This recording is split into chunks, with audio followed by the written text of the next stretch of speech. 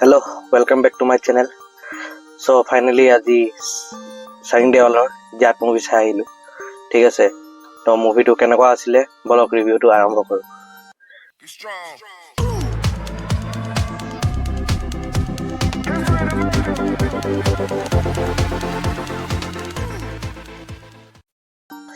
এটা কথা কম, যেতিয়াই সাউথৰ ডাইৰেক্টৰ আমাৰ বলিউডৰ এক্টৰ লগত মানে মুভি এটা প্লেন কৰে, মানে একচুৱেলি বলিউডৰ ভিতৰৰ এক্টৰৰ মানে কি ক'ম, সেই আগটো ওলাই দিয়ে, মানে সিহঁতৰ ভিতৰৰ যিটো মানে এক্টিঙৰ কিৰাটো।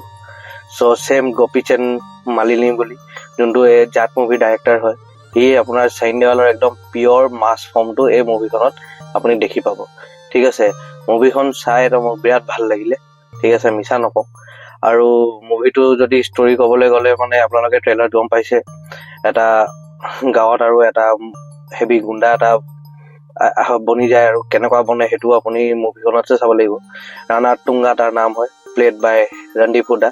ঠিক আছে, তাৰপৰা সেই গাঁওটোক বচাবলৈ এতিয়া আহিব আমাৰ চানি পাজি এছ জাট। ঠিক আছে, তো ষ্টৰিটো সেনেকুৱাই ইভলভ হৈ থাকে। বাট মেইন টুইষ্টটো এইটোৱে বঢ়িয়া লাগিলে মুভিটোত। ৰাণা টুংগা সি হ'ব পাৰে নিজৰ জেগাত ভিলেন, কিন্তু চানি দেৱাল ভাৰ্চেছ ৰাণা টুংগা সেইটো কেনেকুৱা হৈ যায় সেইটো কিন্তু চাব লগা। এই একদম মজা ষ্টৰি লাইনটো লিখিছে ডাইৰেক্টৰে।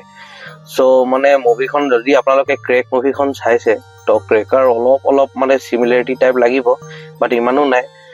কিন্তু যিমানখিনি মানে এইটোত আপোনালোকে মুভিটো যেতিয়া হলত বহিব নহয়, ইণ্টাৰভেললৈকেতো আপোনাক মানে একদম ৱাও মমেণ্টছ মানে। আৰু যিবোৰ একশ্যন চিকুৱেঞ্চ দেখাইছে একদম চানি পাজিৰ একচুৱেল, আৰু সেয়া যেনেকা পাম্প উখাৰি দিয়ে ইয়াত একদম পুৰা ফেন উঘালি দিছে। ঠিক আছে, আৰু একশ্যনবোৰ একদম কোৰিঅ'গ্ৰাফাৰ সেই আগৰ দিনৰ যেনেকুৱা চাউথৰ মুভিবোৰ যে এক থাপৰ মাৰিলে দূৰত উৰি যায়, বাট আজিকালি অলপ একশ্যনবোৰ অলপ হাই ফাই হৈ কাৰণে দেখিব ভাল লাগে। আৰু চাইন দেৱালৰ এক্টিং বঢ়িয়া কৰিছে। কিন্তু ক'ব লাগিব Randeep হুডাৰ acting as a villain, মানে গোটেই মুভিখন ভিলেন মানে ক'ব গ'লে হেভি যেতিয়া হয় নহয় মুভি এখন এনেও ভাল লাগে। চ' ইয়াত Randeep Hooda as a villain, তাৰ যিটো বেক ষ্টৰি দেখায়, সি কেনেকুৱা ৰাণা টুংগা বনিলে, কেনেকুৱা গাঁৱত গ'ল, সেইটো এটা কিন্তু চাব লাগে আছিলে দেই মুভিখনত। ঠিক আছে, আৰু মুভিটোত অলপ গালি চালি আছে। চ' মানে ফেমিলিৰ লগততো চাবলৈ পাৰিব নোৱাৰিবলৈ ক'ব নোৱাৰোঁ। মোৰ আজিকালিতো যেনেকুৱা জেনেৰেশ্যনে গৈছে, এইটো মুভি মানে মই ফেমিলিৰ লগত চাব পাৰি বুলিয়ে ক'ম। অকল গালি দুটামান আছে আৰু অলপ কাপোৰ ফালাফালি দেখায়, বাকী ফুল মুভিখন মানে একদম এণ্টাৰটেইনমেণ্ট, ফুল এণ্টাৰটেইনমেণ্ট।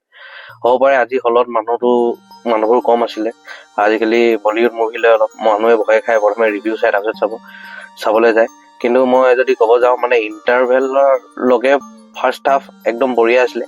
ছেকেণ্ড হাফটোত মানে কি হ'ল, বেক ষ্টৰিটো দেখাওঁতে অলপ দীঘলীয়া কৰিলে, বাট আপুনি এণ্ডিং আৰু ক্লাইমেক্সটোত আপোনালোকে ভাল পাই যাব।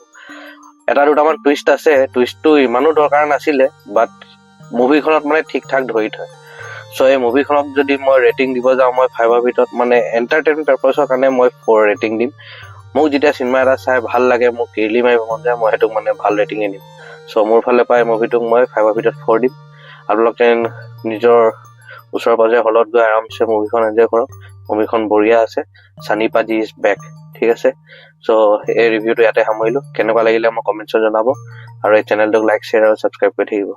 নেক্সট ভিডিঅ'লৈকে ৰৈ থাকক, তেতিয়ালৈকে bye, love you, take care, জয় অসম।